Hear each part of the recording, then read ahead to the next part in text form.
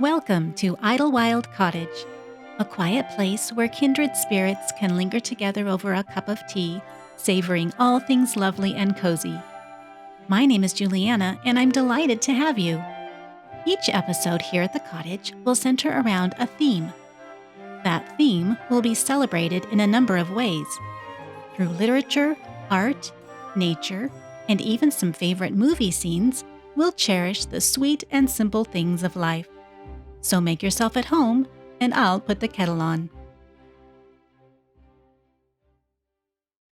By the time the harvest moon, as yellow as saffron, rose over the dark skyline of the eastern horizon, there was the smell of autumn on the wind.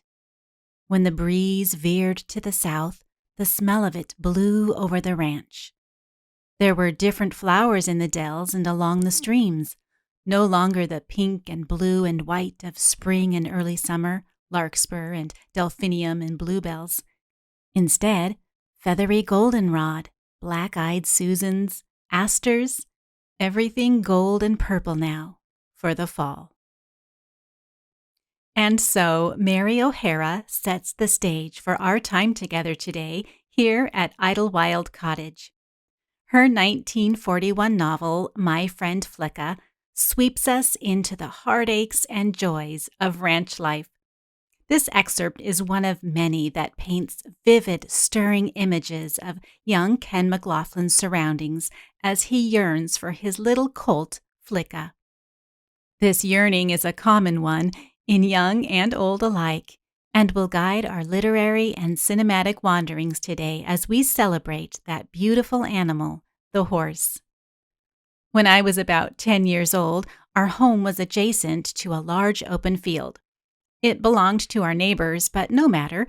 To my young eyes, it was an expanse ideally situated to serve as a horse pasture. Accordingly, I begged my parents for a horse, truly believing it would be quite logical to simply store one in the neighbor's field. I could just envision myself riding across the sere grasses, my long brown hair carried on the autumn breeze. Alas, that dream never did materialize. But years later, when I read National Velvet, the 1935 book by Enid Bagnold, I understood exactly how Velvet Brown felt when dreaming of her own horse. As the girls ate their supper, a private dream floated in Velvet's mind.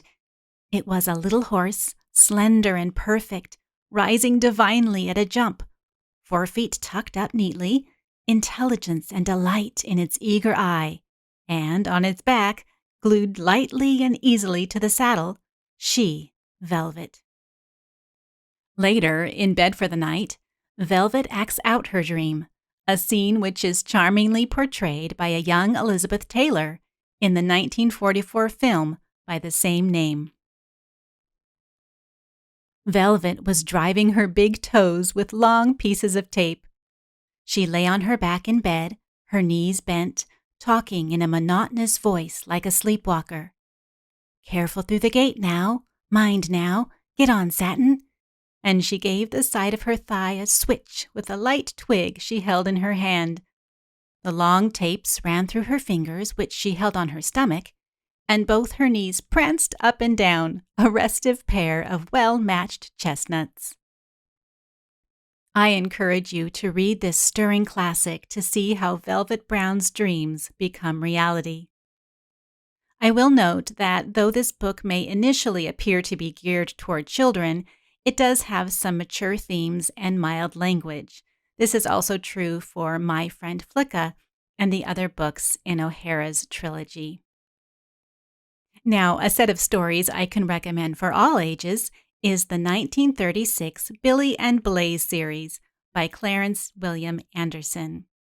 These sweet picture books with pencil drawings by the author are everything a horse-loving child would enjoy. Billy was a little boy who loved horses more than anything else in the world. Whenever he had a chance to ride some farmer's horse, he used to pretend that it was a prancing pony. One birthday morning, his father said to him, "Out on the lawn you will find your birthday present." And there stood a beautiful bay pony with 4 white feet and a white nose. Billy had never been so happy. Equally heartwarming are the animal stories found in James Herriot's Treasury for Children. His story, Bonnie's Big Day, was published in 1972 and warmly shares the tale of gruff farmer John Skipton and his quiet affection for his aging horses. In this scene, we approach the horses who are enjoying their retirement down by the river. I saw the 2 horses standing in the shallows of the pebbly river. They were nose to tail and were rubbing their chins gently along each other's backs.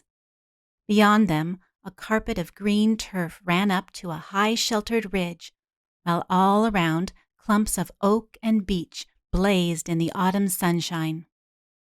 At the sound of the farmer's voice, the 2 big horses came trotting up from the river. They were fine big cart horses, but I could see they were old from the sprinkling of white hairs on their faces. Despite their age, however, they pranced around old John, stamping their enormous feet, throwing their heads about, and pushing the farmer's cap over his eyes with their muzzles. Now, if you're up for a more brisk horse adventure, have I got a flashback for you. One of our favorite family movies growing up was the 1982 film The Man from Snowy River, which was based on an 1890 ballad by Australian poet Banjo Paterson. In the following stanza from this ballad, Clancy is trying to convince the other riders that this new arrival, this man from Snowy River, is up to the task of tracking the horse that got away. He hails from Snowy River, up by Kosciuszko's side, where the hills are twice as steep and twice as rough, where a horse's hoofs strike firelight from the flint stones every stride. The man that holds his own is good enough. And the Snowy River riders on the mountains make their home, where the river runs those giant hills between. I have seen full many horsemen since I first commenced to roam, but nowhere yet such horsemen have I seen. If you've seen the movie, it's likely you can recall Jim Craig soaring down the steep mountainside, nearly vertical, where no other rider dared go. And the soundtrack, it gives me chills every time. I happen to have the sheet music for Jessica's theme, so let's take a moment to imagine that we are gathered around the piano in the Idlewild cottage parlor, where we might listen to the lovely, evocative strains of this song. I'll include a link in the show notes so you can do just that. A farm-style tea may be best suited to this occasion, so as we pour out a hearty Irish breakfast tea, we'll pass around fluffy biscuits with fresh apple butter. This hearty tea brings us to our next literary moment, Taming the Colt, from Chapter 16 of Little Men by Louisa May Alcott. As much as Dan loves Plumfield, he is a restless lad. The diversion of a frisky horse and its ultimate taming proves to be the ideal challenge for this boy.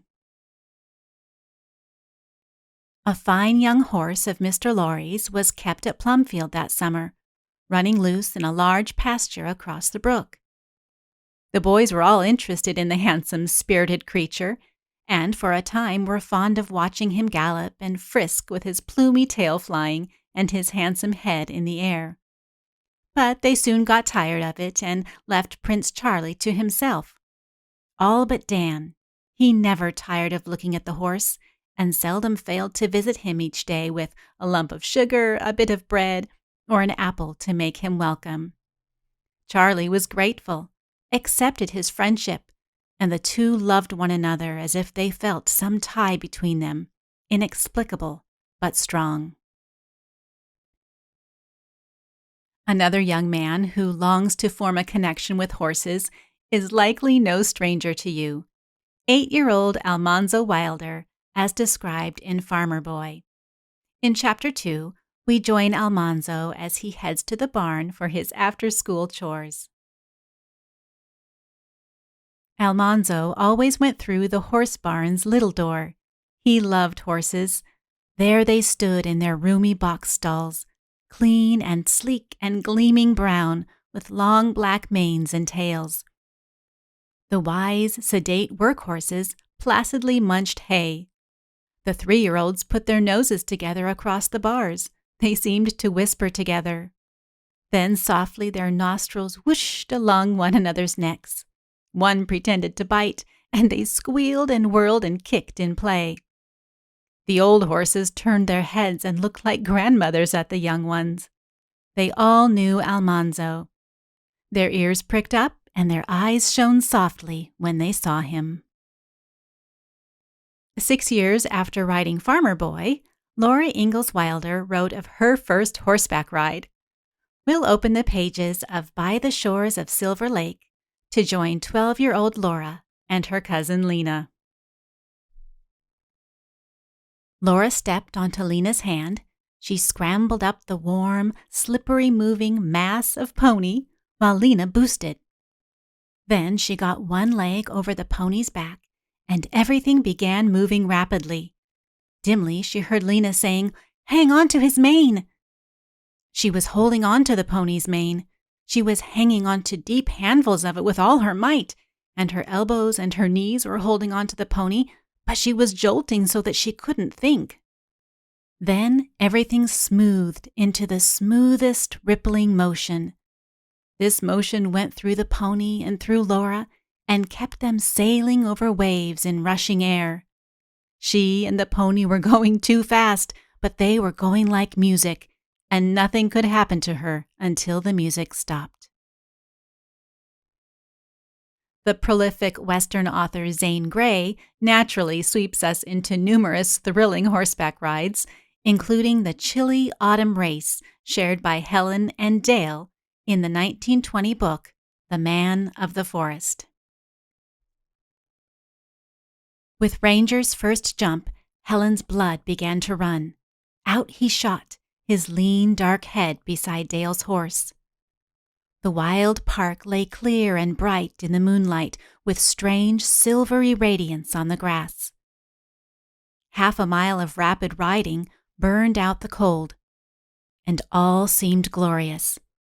The sailing moon, white in a dark blue sky, the white, passionless stars, so solemn, so far away, the beckoning fringe of forest land, at once mysterious and friendly, and the fleet horses running with soft, rhythmic thuds over the grass, leaping the ditches and the hollows, making the bitter wind sting and cut.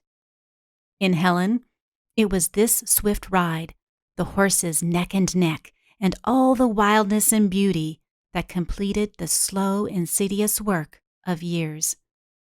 The tears of excitement froze on her cheeks, and her heart heaved full. All that pertained to this night got into her blood.